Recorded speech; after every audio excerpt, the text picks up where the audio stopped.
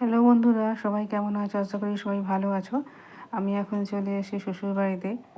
আর শ্বশুরবাড়িতে তো রান্না করতেই হবে। এখন বর যাবে অফিসে, তাই ওর জন্য ভাত ভাজা করবো। ভাত ভাজা খেতেও খুবই ভালোবাসে, তো ভাবলাম তোমাদের সঙ্গে রান্নাটা শেয়ার করি। তো রান্নাটা এখন করে নেবো। তো চলো এখন চলে যাই রান্নাঘরে। রান্নাঘরে রান্নাটা করে নিই। ভাত ভাজা করার জন্য আমি প্রথমে এখানে আলু, ফুলকপি, বিনস এবং গাজর কুটে রেখে দিয়েছি। আর এখানে কেটে রেখেছি লঙ্কা, একটুখানি আদা এবং পেঁয়াজ। আর এখানে আগের দিনের রাত্রিবেলার ভাত ছিল। বিশেষ করে ভাত ভাজা করলে এই আগের ভাতটাই কাজে লাগে, কারণ সরাসরি সঙ্গে সঙ্গে ভাত করে সেই ভাতটা কাজে লাগানো যায়। তো এই ভাত দিয়ে এবার ভাত ভাজা করব। এবার গ্যাসে আমি কড়াই বসিয়ে দিয়েছি। কড়াটা মোটামুটি গরম হয়ে গেছে, তাই তেলটা ঢেলে দিলাম। তেলটা আমি অনেকটাই দিলাম, কারণ এতটা তেল তো আমার লাগবেই ভাজা ভাজতে। হ্যাঁ, তেলটা দেওয়ার পর একটু গরম হতে দিলাম। গরমের খুন্তি দিয়ে খানিকটা নাড়িয়ে নিলাম। তেলটা মোটামুটি গরম হয়ে গেলে প্রথমে এর মধ্যে দিয়ে দেবো আদা কুচি।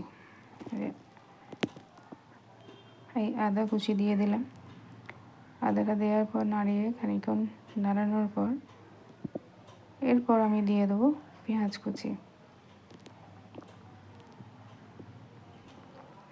পেঁয়াজটা দিয়ে দিলাম। পেঁয়াজ দেওয়ার সময় সবসময় আমি কী করি, হাত দিয়ে একটু বেশি করে স্ম্যাশ করে নিই। তাতে কী হয়, পেঁয়াজটা খুব তাড়াতাড়ি ভাজা হয়ে যায়। এটা আমি সবসময় করে থাকি।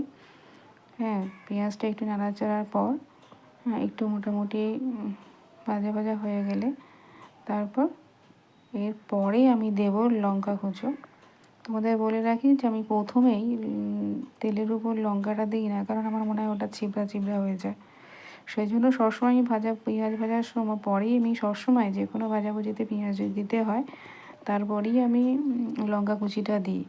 এতে কী হয়, লঙ্কাটা ভালো থাকে, চিবড়া হয়ে যায় না। এটা আমি বরাবরের জন্যই করে থাকি। এখন পেঁয়াজ এবং লঙ্কা ভালোভাবে মোটামুটি নেড়ে চেড়ে নেবো, যাতে ভালোভাবে ভাজা হয়ে যায়। এখানে পেঁয়াজ মোটামুটি ভাজা হয়ে গেছে।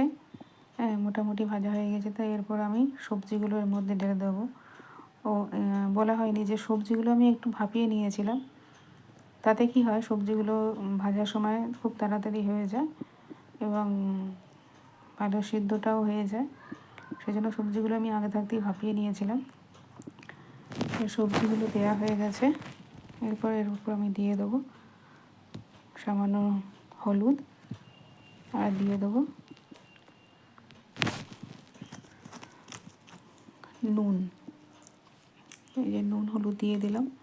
নুন হলুদ দিয়ে ভালো করে নেড়ে চেড়ে সবজিটাকে হতে দেবো। খানিকক্ষণ নাড়াচাড়ার পর আমি সবজিটাকে ভালো করে নেড়ে চেড়ে একটা ঢাকনা দিয়ে ঢাকা দিয়ে দেবো। তাতে কী হয়, সবজিটা আর কাঁচা থাকবে না। এবার আমি ঢাকনাটা দিয়ে ঢাকা দিয়ে দিচ্ছি। ঢেকে দিয়ে খানিকক্ষণ হতে দেওয়ার পর আমি ঢাকনাটা খুলে নেবো। ঢাকনাটা খুলে নিয়ে মোটামুটি সবজি ভাজা হয়ে গিয়েছে।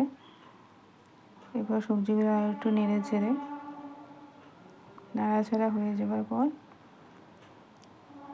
এর মধ্যে আমি ভাতটা এবার ঢেলে দেবো।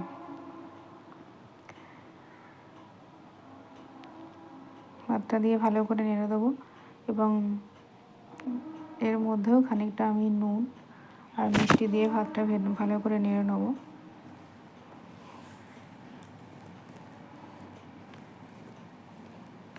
আসলে এই সময় কাপের তেলটা শেষ হয়ে গিয়েছিলো, তাই তেল ঢালার জন্য আমি নুন আর মিষ্টি দেওয়াটা আমি দেখাতে পারিনি। তো নুন মিষ্টি দিয়ে নেড়ে নিয়েছি। এরপর আমি এর মধ্যে দিয়ে দেবো বিরিয়ানি মশলা। বিরিয়ানি মশলা দিয়ে আবার ভালো করে ভাতটাকে আর একটু নেড়ে চেড়ে নেবো। এই বিরিয়ানি মশলাটা দিলে একদম ফ্রায়েড রাইস মশলাটা দিলে একদম ভালো সুন্দর খেতে হয়।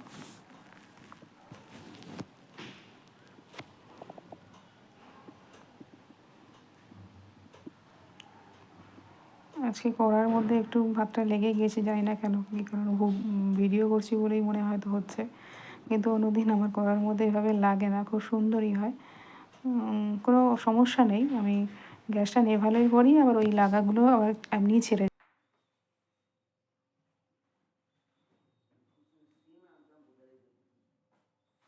টিফিন বরের টিফিন প্যাক করে দিলাম, ভাত ভাজা আর মাংসের ঝোল আর পেঁয়াজ লঙ্কা কুচিয়ে দিলাম। ভিডিওটা ভালো লাগে লাইক অ্যান্ড শেয়ার করো, টাটা।